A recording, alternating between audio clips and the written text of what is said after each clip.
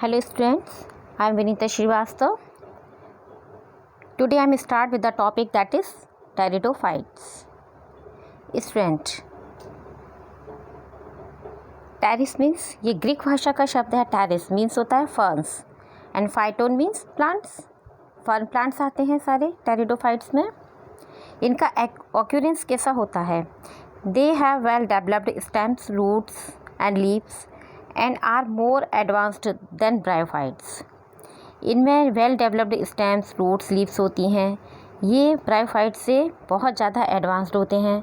The most familiar pteridophytes are the beautiful green ferns grown in every garden. They are abundant in forest and hill stations. ये आपको forest में और hill stations में बहुत दिखाई देते हैं. दे ग्रो बेस्ट इन, ये ग्रो करते हैं best in moist, shady, cool and humid tropical conditions में. स्टूडेंट, इनकी इम्पॉर्टेंट फीचर्स आर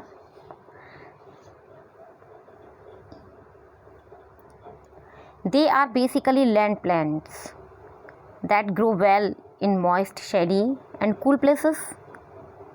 ओके, ये लैंड प्लांट्स होते हैं जो अच्छे से ग्रो करते हैं. कहाँ पर? इनकी जो हैबिटेट है कहाँ पर है? Most moist, shady and cool places. The plant body is differentiated into true roots, stems and leaves. इनकी प्लांट बॉडी डिफ्रेंशिएटेड होती है. किसमें? इनमें ट्रू रूट्स होती हैं, स्टेम्स होती हैं, लीव्स होती हैं. They have well developed specialised tissues for conductions, xylem transport water and phloem transports foods. इनमें वेल डेवलप्ड स्पेशलाइज्ड टिश्यू होते हैं वाटर और फूड को ट्रांसपोर्ट करने के लिए. The main plants body is sporophyte which has true roots, stems and leaves with vascular system. The gametophyte is reduced to a simple small prothallus. इनका gametophyte से वो रिड्यूस होता है किसमें? स्मॉल प्रोथैलस में. The plant exhibit alternation of generation with the sporophyte being dominant. The rhizome produces numerous roots called the adventitious roots. इनमें जो rhizome होते हैं वो बहुत सारी छोटी छोटी रूट्स बनाते हैं. उनको कहा जाता है adventitious roots. In adiantum whenever a leaf surface touches the soil surface, जो लीव सरफेस होती हैं उसकी, वो सॉइल की सरफेस को टच करती हैं. It gives out adventitious roots, जो एडवेंटिशियस रूट्स बनाती हैं आगे जाकर. And hence is called a walking ferns. इनको क्या कहा जाता है? Walking ferns. The size of leaves in pteridophytes varies considerably.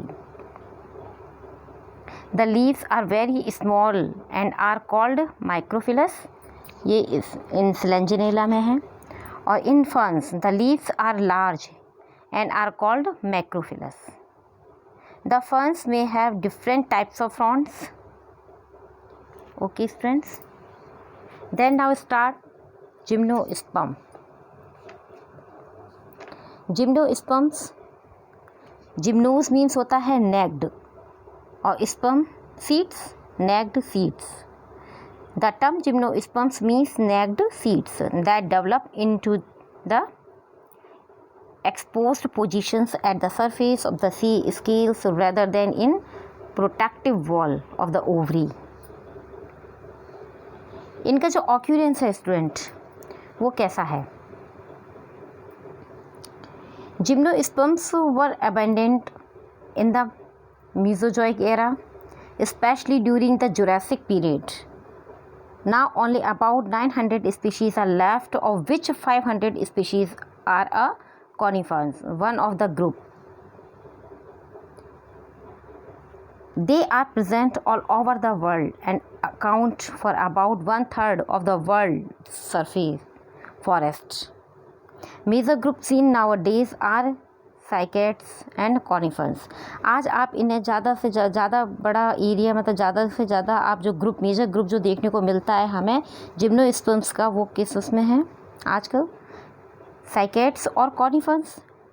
They maintain their dominance only in the colder region of the world where snow rather than rain is the source of water. इनकी जो characters हैं, that is the ovules are not enclosed in an ovary wall and remain exposed. जो ovule है वो ovary wall में enclose नहीं होता है, ये एक्सपोज होता है both before and after fertilisation. They do not bear fruits as there is no ovary, इनमें फ्रूट्स नहीं होते हैं क्योंकि इसमें ओवरी नहीं है। और have well developed xylem tracheids, well developed xylem होते हैं।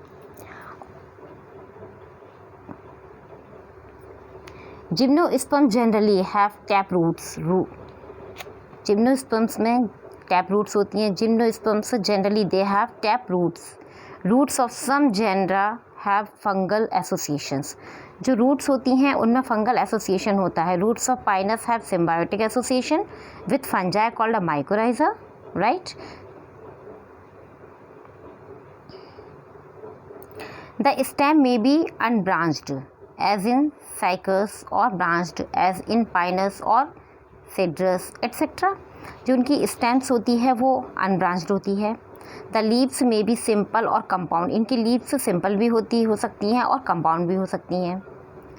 The plants is heterosporous means gives rise to two types of spores. ये हेट्रोस्पोरस होते हैं, इनके जो स्पोर्स होते हैं वो टू टाइप्स के होते हैं। एक तो कैसा होगा, microspores and megaspores spores और छोटा स्पोर्स।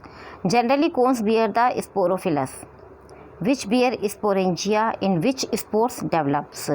इनके जो कोन्स होते हैं वो स्पोरोफिलस होते हैं, जिनमें स्पोरेंजिया होता है, वो आगे जाकर क्या करते हैं, in which spores spores develop करते हैं इनमें।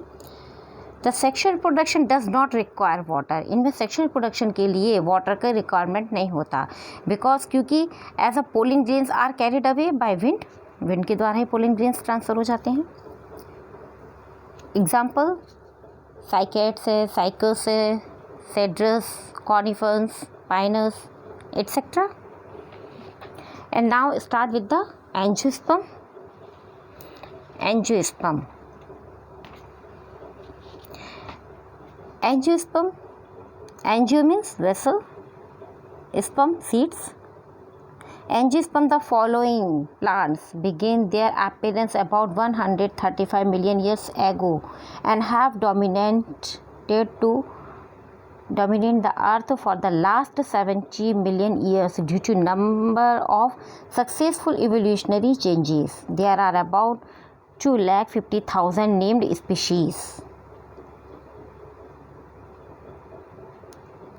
Unlike gymnosperms where the ovules are naked, in angiosperms the pollen grains and ovules develop in special structures called flowers. इसमें क्या होता है, जिम्नोस्पर्म्स में आपने देखा था कि ओव्यूल्स कैसे होते हैं, नेक्ड होते हैं, पर एंजियोस्पर्म में the pollen grains and develop, इनमें पोलिन ग्रेन्स होते हैं, ओव्यूल्स डेवलप होता है, स्पेशल स्ट्रक्चर्स होते हैं जिसे हम फ्लावर कहते हैं। The seeds are enclosed in the fruit, fruits के अंदर सीड्स इसमें होते हैं। Evolutionary changes that led to their success. The seeds are enclosed in an ovary. Presence of flowers instead of cones. They have adapted to different habitat. ये different habitat में होते हैं, ये adapted मतलब habitat को adapt कर लेते हैं. So they are found all over the earth. Some in fresh water and a few in salt water also. Some are found at an altitude of 6,000 meter in the Himalayas. A few are found in Antarctica.